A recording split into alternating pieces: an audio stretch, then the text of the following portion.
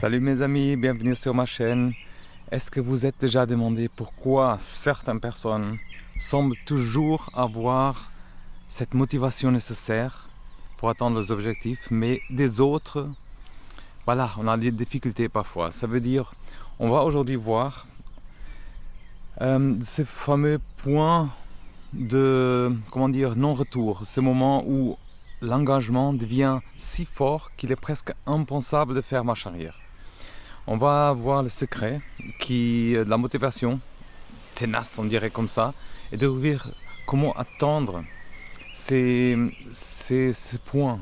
Ça veut dire pourquoi certains restent motivés et les autres vont abandonner. Voilà, on observe souvent des personnes qui, quand il y a un défi, ils redoublent des efforts et ils atteignent leurs objectifs.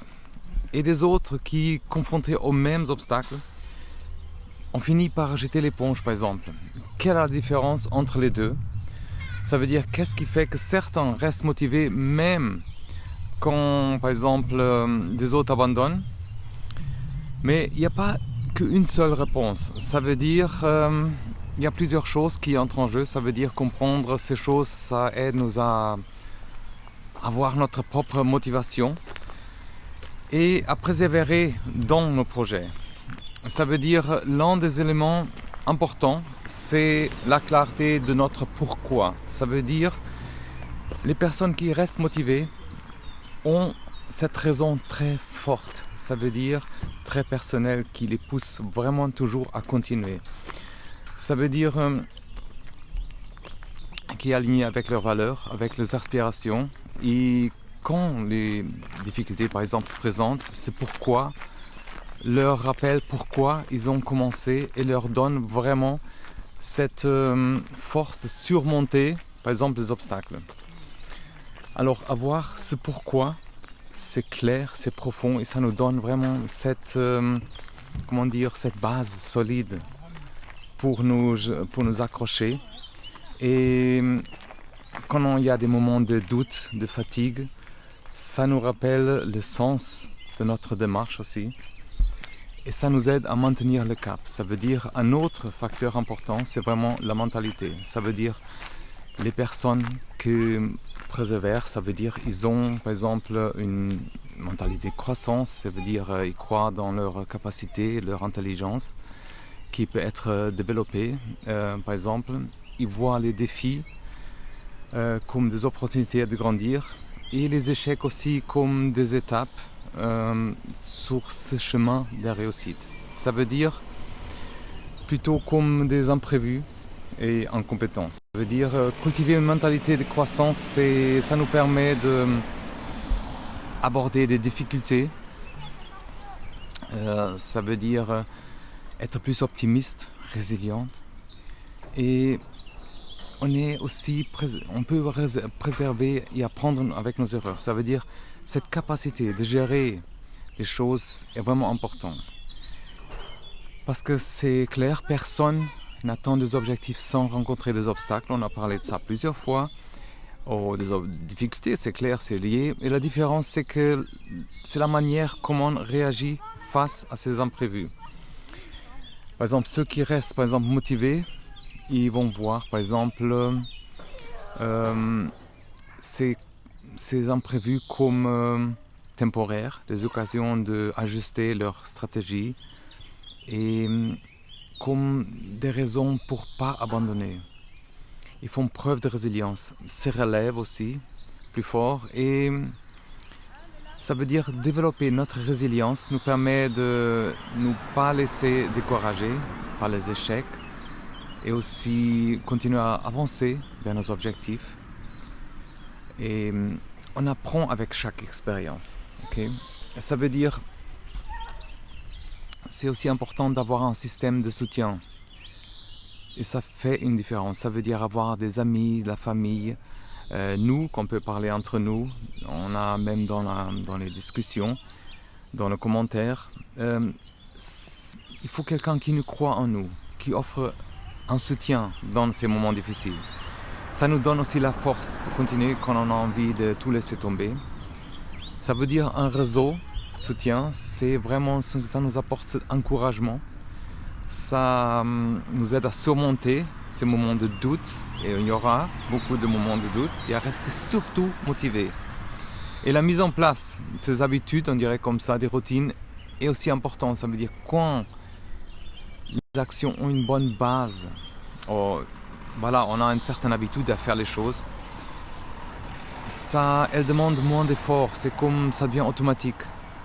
On agit automatiquement, et ça nous permet aussi de maintenir un certain cap. Par exemple, quand la motivation n'est pas là parfois, ça veut dire qu'il faut vraiment gérer ses habitudes. On commence avec ses habitudes alignées avec nos valeurs déjà, et réduire cette dépendance de notre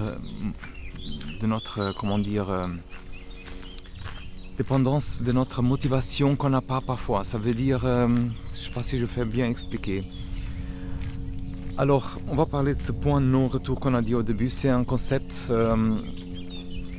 qui nous dit qu'à un certain moment, l'investissement qu'on a fait, qu'on a investi dans un certain projet, énergie, argent, émotion, devient tellement important qu'il est psychologiquement très difficile de faire marche arrière et d'abandonner. Ça veut dire on a tellement investi, qu'on se sent un peu obligé de continuer sans avoir, par exemple, et pour pas avoir l'impression d'avoir tout fait pour rien, par exemple. Et c'est pas le même pour tout le monde, ce point. Ça veut dire ça dépend de beaucoup de choses. Ça dépend par exemple des choses personnelles, ça dépend. Mais l'idée c'est vraiment, quand on atteint ce point, notre engagement devient beaucoup plus fort et notre motivation se trouve vraiment renforcée. Ça veut dire atteindre notre point de non-retour, ça nous donne cette force, ça nous rend beaucoup moins probable d'abandonner déjà. Alors comment est-ce qu'on peut attendre, c'est pas un truc négatif, c'est positif, comment est-ce qu'on peut attendre ce point de non-retour?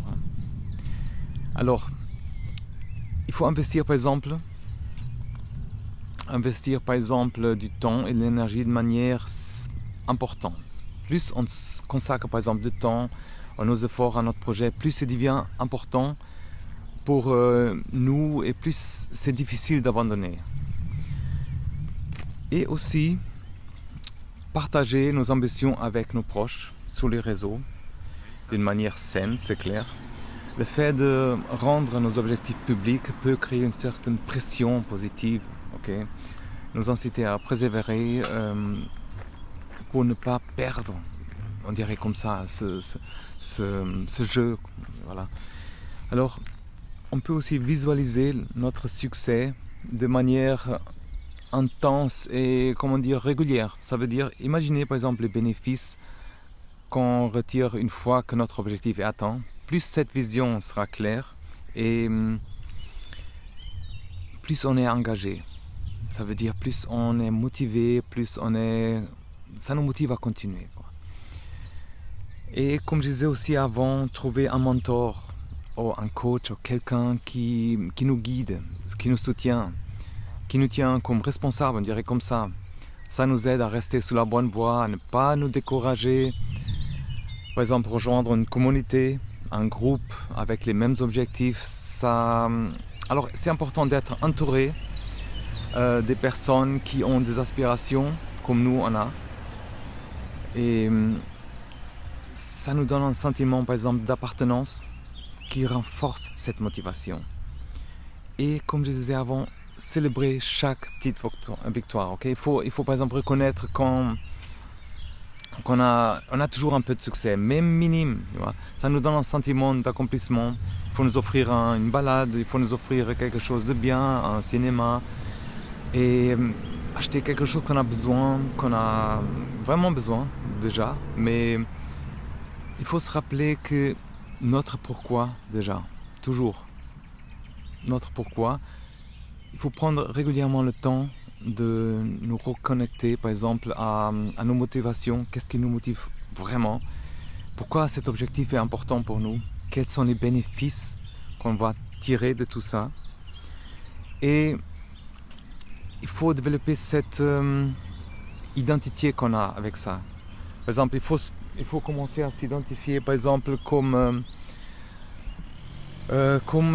cette personne qui attend cet objectif. Par exemple, si vous voulez devenir un auteur, par exemple, commencez à considérer comme déjà quelqu'un qui a un certain succès, même s'il n'a pas encore publié quelque chose. Surmonter cette peur d'échec. Et je sais que c'est pas évident. Je vous dis que c'est pas évident, mais il faut le faire. Faut voir chaque erreur comme une opportunité. C'est de nouveaux clichés, je sais, mais c'est vrai. Ça veut dire chaque chose, c'est une opportunité de grandir, d'apprendre, et il faut persister. Ok, je vous dis toujours la même chose. Il faut le chemin vers le succès. C'est comme ce chemin ici. Ça veut dire on rencontre des obstacles. Bon, ici c'est les petits trucs, mais c'est les obstacles. On rencontre des moments de doute. Mais l'important, c'est de ne pas abandonner face, par exemple, à ces difficultés, avec détermination. Je vous dis toujours la même chose, c'est super important. C'est ça qui me motive aussi à continuer. C'est ça qui nous motive à prendre des autres chemins. Et avec ça, on augmente ses chances d'atteindre notre point de non-retour. Ce moment où notre engagement devient si profond que l'abandon, ce n'est pas une option. Comme moi, avec ces vidéos, avec ces projets, je suis arrivé à un moment où je me dis qu'il n'y a plus d'option d'abandonner. C'est une certaine magie. Okay? C'est ça qui rend certaines choses une réalité. Il ne faut pas oublier que la motivation, c'est pas constant, ça veut dire elle fluctue, on a des hauts, on a des bas, et mais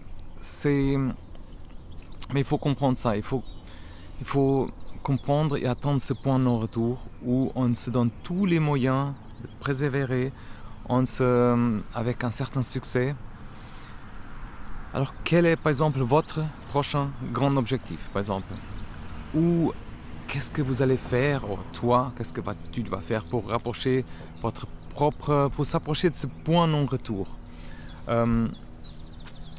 Alors, j'encourage tout le monde à réfléchir et à mettre en place des actions, par exemple, pour rester motivé, pour jamais abandonner vos rêves. Croyez-moi, la vie, le temps, ça passe très vite et je sais de quoi je parle. Alors, pour récapituler un peu, on va dire, pour rester motivé à attendre ce point non-retour, clarifier votre pourquoi. Il faut, par exemple, cette raison profonde, c'est votre moteur principal. Okay? C'est, par exemple, voyez des défis comme des opportunités. Et cette résilience, c'est important. Il faut s'entourer d'un soutien solide, ça veut dire il ne faut pas sous-estimer l'importance de notre réseau des autres. Et on ne peut pas tout faire tout seul. Okay? Il faut mettre en place aussi ces habitudes qu'on a dit. Il faut une certaine automatisation, ça veut dire ça facilite notre persévérance aussi. Et il faut visualiser notre objectif. Okay, on va passer de l'autre côté. Pour visualiser notre objectif, ça veut dire trouver quelqu'un aussi. Soutien extérieur, c'est vraiment important. Et célébrer chaque succès, comme on dit. Persister malgré ses difficultés. Dites-vous que l'abandon, ce n'est pas une option. Et si on intègre ces principes dans notre vie, on va développer vraiment cette motivation tenace. Okay?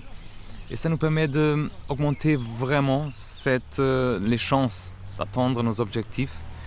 Alors si cette vidéo ou le podcast vous a inspiré et vous a donné les clés pour renforcer votre motivation et pour atteindre vos propres points de non-retour, n'hésitez pas à liker cette vidéo, à partager avec par exemple un ami, votre famille qui aussi aime poursuivre par exemple ces objectifs importants et n'oubliez pas de s'abonner à la chaîne et alors podcast aussi, pour ne pas manquer des prochaines vidéos, développement personnel, aussi la motivation stratégique pour réussir, ok?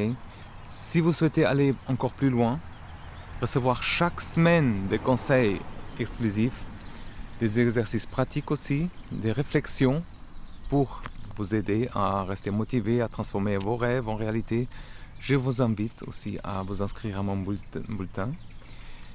Le lien se trouve dans la description.